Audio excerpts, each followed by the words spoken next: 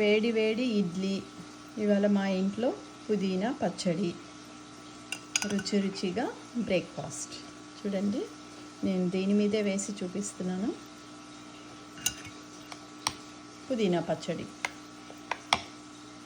చూడండి. మా బ్యాక్ యార్డ్లో కొత్తగా ఇప్పుడే ఇంకా సమ్మర్ స్టార్ట్ అయింది, పుదీనా కూడా వచ్చేసింది. ఇప్పుడు ఈ పుదీనా కోసి నేను పచ్చడి చేసి చూపిస్తాను. చూడండి, పుదీనా చూడండి ఎంత ఫ్రెష్గా ఉందో.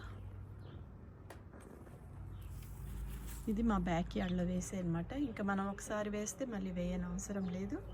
ఇప్పుడు రుచిగా నేను పుల్లగా పుదీనా పచ్చడి చేసి చూపిస్తాను. చూడండి, ఇవాళ నేను ఎంత పచ్చడి చేయాలో అంత పుదీనానే కోసుకున్నాను. చూడండి, పుదీనా పచ్చడి చేయడానికి ఒక ప్యాన్లో 2 గరిటెలు నూనె వేసుకున్నాను. ఇప్పుడు నూనె కాగింది. నేను పోపులన్నీ వేస్తున్నాను. మినప్పప్పు, ఆవాలు, జీలకర్ర, ఇంగువ అన్నీ కలిపి వేసేసాను. కొన్ని వెల్లుల్లిపాయలు, ఎండి మిరపకాయలు ఒకసారి కలుపుదాం.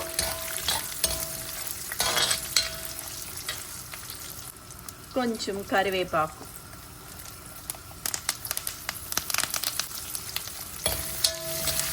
ఇలా శుభ్రంగా దోరగా వేసుకోవాలి.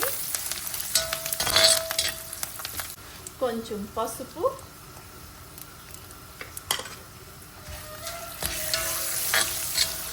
కొంచెం ఉప్పు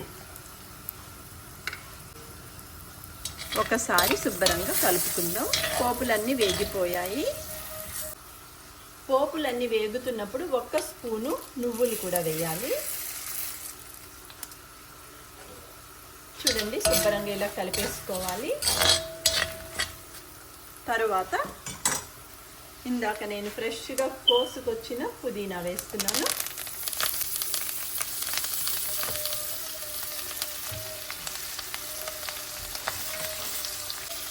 చూడండి, శుభ్రంగా కలుపుకోవాలి.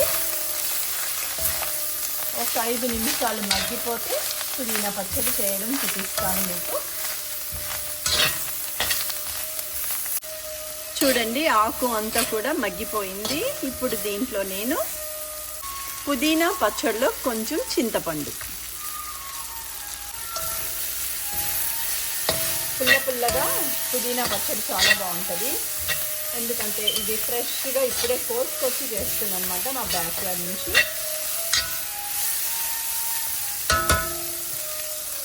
కొంచెం బెల్లం పొడి వేస్తున్నాను. పుదీనా పచ్చడిలో చాలా బాగుంటుంది. చూడండి, పుదీనా అంతా వేగిపోయింది. ఇప్పుడు నేను గ్రైండ్ చేస్తాను అన్నమాట పచ్చడి.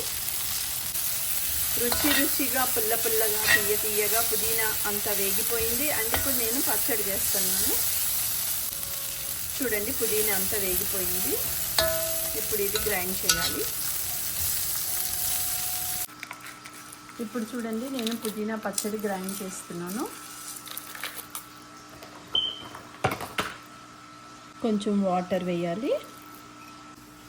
చూడండి, పుదీనా పచ్చడి అంతా గ్రైండ్ చేసుకొని ఒక బౌల్లో తీసుకున్నాను. ఇప్పుడు దీంట్లో నేను కొంచెం తాలింపు వేస్తాను అన్నమాట. రుచిగా ఉంటుంది. రుచిగా పుదీనా పచ్చడికి తాలింపు వేస్తున్నాను. రెడీ.